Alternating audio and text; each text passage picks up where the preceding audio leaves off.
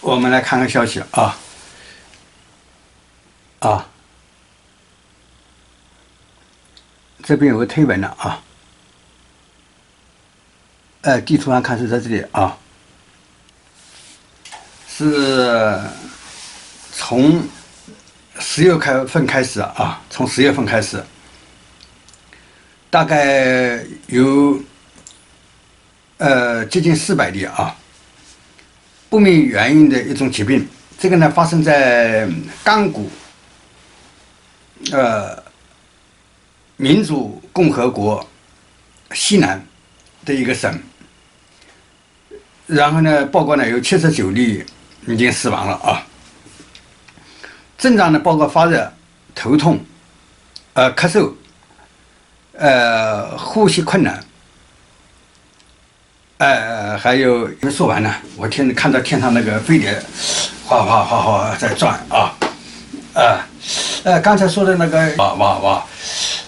完了，啊，飞碟在旋转，飞碟在旋转啊，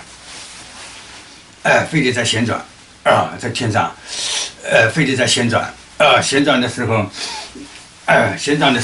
引起的冷风啊，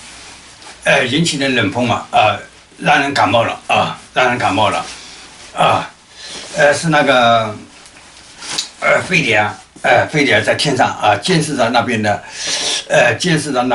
河流啊，我们曾经讲过那一带地方曾经发生过埃博拉病毒，所谓的埃博拉病毒什么之类的啊，有人在那边搞金矿什么之类的，后来飞碟就加强巡逻，在巡逻的过程当中在巡逻的过程当中它旋转嘛，产生了冷风啊，冷风引起的人的那个感冒啊，